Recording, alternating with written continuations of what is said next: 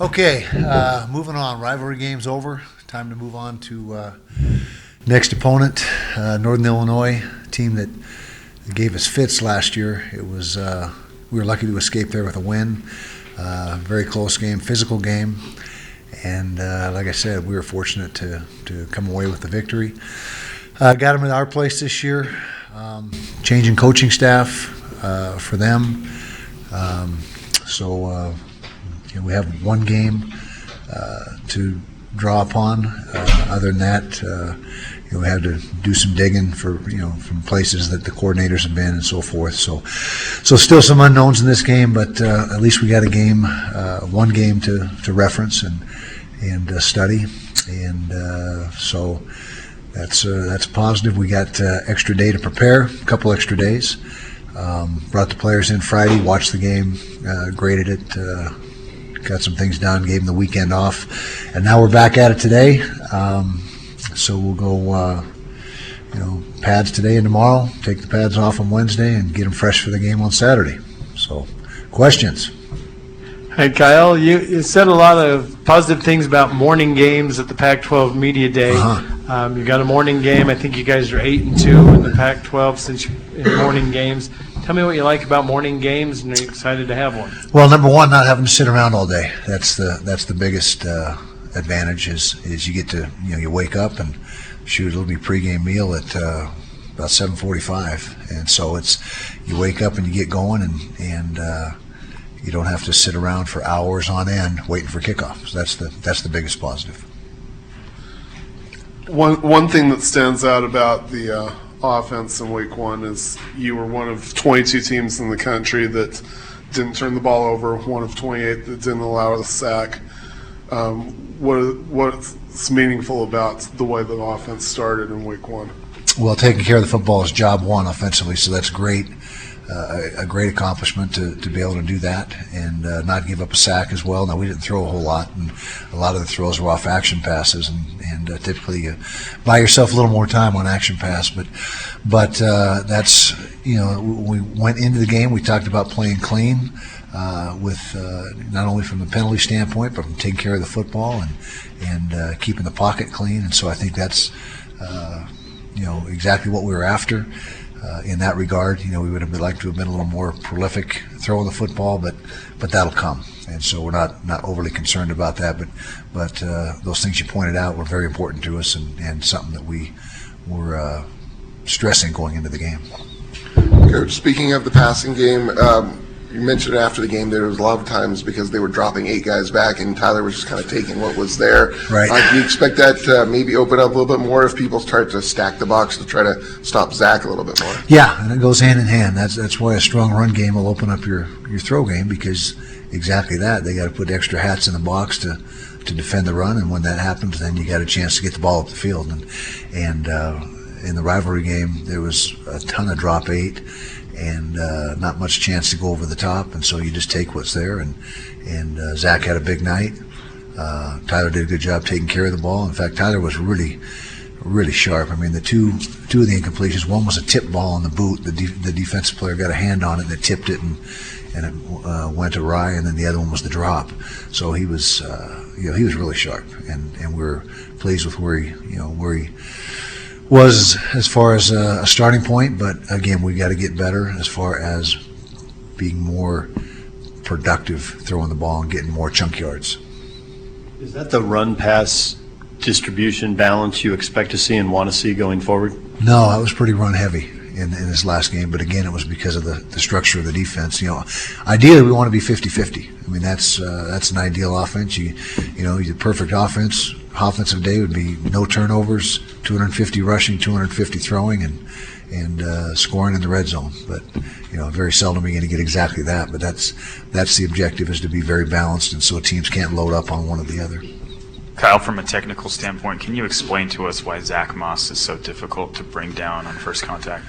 Yeah, well, first of all, he's strong as a bull. I mean, the kid is built incredibly powerfully. He's 5'10" and 220 pounds, and very good weight room strength. I mean, he's put together as well as any back we've ever had come through here. He's got great balance. He's hard to knock off his feet. He's a guy that has a low center of gravity and stays on his feet. He's got great vision. He's able to, just sense tacklers and potential tacklers and come at angles that doesn't give them much of a shot to get a good lick on him. So, like you say, it's a new NIU coaching staff, and Sutton Smith is not there anymore. Yeah, thank goodness. Yeah. They had some other sacks last year as well. Is there anything to be learned from that tape? Well, yeah, that we got to be ready to play every week. First and foremost, we weren't, and I want to give them credit because I'm not going to say we just slopped around, but they had a good plan against us, and they had good players. Sutton Smith is the one that really jumps out. He was a tremendous player, but we got to. It was just a testament that you got to be on your game, or you're going to struggle, and so we got to be on our game. Against BYU, obviously Jordan Wilmore was kind of the one that got most of the touches beyond Zach. Is that kind of where you're seeing it, or does Devontae and Devin kind of feed in there as well? All four of those backs will figure in. It was more Jordan in the first game. Devontae is going to have his role, and Devin as well. But Jordan through fall camp had earned the opportunity to have the second most carries, and so. In that game, he was the relief back in place of Zach. Devin does some really good things in short yardage and pass protection, and so each of them have their strengths. But like I've been saying all fall camp, we're very high on Jordan, high on all four of those backs. But Jordan has really opened some eyes in the short time he's been here. Kyle, Zach moved up to number 3 on the all-time rushing list at Utah. He's closing in on Tony Lindsay and Eddie Johnson. Can you just talk about? He seems like a fitting guy to maybe be the all-time leading rusher in this program. Yeah, he's been doing good things for us since his freshman year. He's been very steady, very consistent, and like you said, it should be just a matter of time, barring anything unforeseen, where he takes over the number 1 spot, and that's a really good accomplishment when you look at all the backs that we've had come through here and the production they've had, and so And Zach coming back, one of the reasons that he came back was just that. He had a chance to do some things that no backs have done here before. And so just off to a good start. It's a long season, a lot of football left, but so far, so good. To clarify the kicking, did you say that Andrew will kick off and Jaden will do the field goals? Exactly. Yep. And can you just kind of review how that whole competition evolved throughout August? Yeah, it was a 3-man competition initially, and then it got down to 2. And partly because of performance, it got down to 2. Partly because of injury, it was going to get down to 2 either way, and we had a guy go down with an injury, and then Jaden Redding was actually about halfway at the midway point of camp. He was actually ahead statistically as far as percentage made, trajectory, get off time. There's several things that go into the equation, but then he got injured and missed. I think it was about 10 days, and Andrew. During that time, really started to come on and kick well. Then when Jaden got back, he still wasn't 100%, and really wasn't 100% until just days before the opener. And so when Andrew struggled, it gave Jaden the opportunity to go in and show what he could do. Now he didn't really get tested, made a couple PATs, but based on the whole body of work through fall camp and our inability to make a couple kicks that we should have made in the game on Thursday night, Jaden will now get his shot. Kyle, do you have an update for us on Bam's status? And No, I wish I did. It's more of the same. No change. No change from what we talked about. We're still waiting to get some things cleared up. And again, it's not academics as far as what he did at the junior college. He's done all his part as far as that goes. It's just a matter of determining eligibility based on his time in London. Do you anticipate there being a time frame of when you decide to maybe redshirt him or not? Is there a point of no return for you guys with that? Well, you got those 4 games, so I guess you could say it goes all the way to the last 4 games. But we want to find out sooner rather than later, obviously. And I think our compliance feels that we should have in the next 2 or 3 weeks an answer. So we hope that's the case. Kyle, how satisfying was it, considering all the adversity Francis Bernard went through, to see him go back to BYU and get a pick 6? Well, it was awesome to see him play well and excel. And He's a great kid. I love Francis Bernard. He's one of our best leaders. He's been a model citizen since he's been here. All he does is work hard and do what he's supposed to do. And so it's really gratifying when you see guys that are getting I guess you can say a second chance or another opportunity to take advantage of it and make the most of it. And he is certainly doing that at this point. Knock on wood. Hope everything stays on track. Coach, how did the secondary grade out with Julian's first real game at safety, and Tariq and Jalen Johnson seemed like they did their job? They did, and Tariq especially performed well, and that was, it's a concern whenever you have a corner the caliber of Jalen Johnson. They're going to pick on the other side whenever they can, and Tariq held up very well. Julian was good in the post at free safety, got a little aggressive at times, maybe played a little bit too shallow, but he had a nice pick six off the deflected ball by Tariq, who played that just right. In fact, Tariq should have had the interception. It went right off his hands. But Julian tackled well, ran all the coverage and adjustments back there, the checks and the adjustments, and I thought those guys did a good job. And credit. They were getting the ball out quick. The pass rush wasn't really a big factor on Thursday night because the ball was coming out quick, and so it was really just a matter of the secondary doing their job.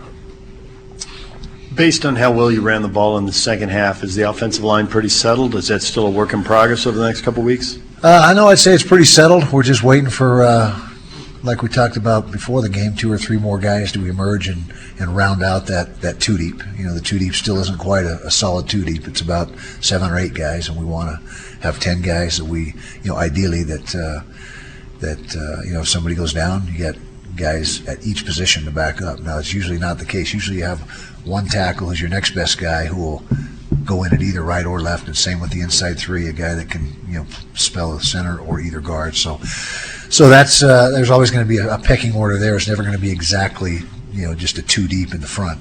But if we can get to 10, we'd be elated, and we're, like I said, closing in on 7 or 8 right now. What did you learn watching the first weekend of Pac-12 football?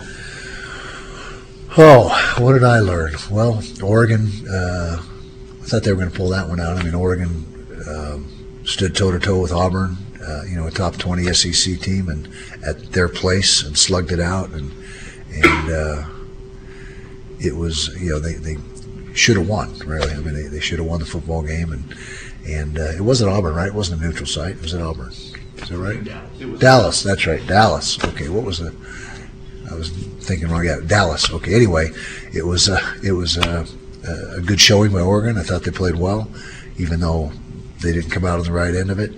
I'm trying to think here. SC took care of business, although losing the quarterback was not ideal for them. I guess the only real, Arizona was surprising. What happened in Hawaii. Hawaii is well coached and a lot of offensive firepower, but then I don't think was there any other major upsets. I don't think there was. Cal won. Oregon State had a tough one against Oklahoma State. Stanford beat Northwestern. That was a good win for Stanford. USC beat Fresno. Watched that one the other night. Yeah. So I don't know if we know a whole lot more, David, than what we knew prior to the season. I think it's going to take 2 or 3 or 4 weeks before you start to get a feel for where we're at as a league. Sorry, a two-parter. How did you guys come across Jaden Redding in the recruiting process, and what was that like? And secondly, I saw him wearing Matt's number 97. Is that going to be a new program thing? Some programs design certain numbers for positions due to prestige. Is that something that's going to happen due to Matt's abilities? That's a good question. I never pay attention to uniforms or numbers or any of that stuff, and so that's just all up to the player. We let them choose their number as long as it's available. Obviously, I mean, you can have a few duplicates, but if you get too many duplicate numbers, then you get issues on special teams because that's illegal to have 2 guys out there with the same number. But how he arrived here, he reached out to us. He's from back on the East Coast, and was a good high school kicker, looking for a place to play. And reached out, and we evaluated his tape. Looked, he was doing some good things, so we invited him out here, and he's proven to have a strong leg. He's got good mechanics. I mean, he's a solid kicker. He just needs some more experience. Just a freshman. Going back to the kicking, how hard is it to have, a right-footed kicker and a left-footed kicker, especially with the snaps? Does that really cause some of those problems that maybe that's why maybe Straw wasn't able to get that with the snaps, or what's that like? Yeah, it is fairly significant, and not for the snapper, but for the holder. The holder's the guy that has to, flip himself back and forth and almost makes him dyslexic, doing that. I mean, it's like, because it's completely opposite. You're holding with the different hand and spinning the ball with the other hand. And so what we did during fall camp, after a point, we just said we had a right-footed holder and a left-footed holder that just worked exclusively with each guy. And so that seemed to solve the problem, and that way a guy could just settle in instead of having to flip back and forth both guys each day. So we did it that way, and now that we're back to a right-footed kicker, it should be, because that's what most holders are brought up on, is right-footed kickers. That's the norm. Left footer is the anomaly, and so hopefully that settles in. But there's no excuse. I mean, I thought that Ben Lennon was doing a nice job holding for the left-footed kick. He was really worked hard and dialed himself in and got to the point where he was really good at that. Sometimes it's tough coming off an emotional rivalry game against, the MAC's not a lesser opponent, but how tough they played you last year, I assume that has the team's attention. Absolutely. And also, what are some of the strengths that Northern Illinois has? Well, it's tough to say off of one game, but they got a good running back, rushed for right around 100 yards. They got some speed at wideout. Had a kid go over 100 yards at wide receiver. Very sound on defense, a lot of even front, quarters coverage, zone pressures, so nothing that we haven't seen there, but just good, solid, sound fundamentally and technique-wise on defense. Punter's got a strong leg, averaged about 45 yards a kick on, they punted 8 or 9 times. There's a lot of punting in that game. I think there were 17 punts overall between the two teams. And so, yeah, the main thing that's got our attention is that last year we escaped by the skin of our teeth with a win. And I think it was a Chase Hansen picks. There's a pick six or an interception that set up a touchdown that was a pick six. Yeah. So anyway, we were fortunate to win that game.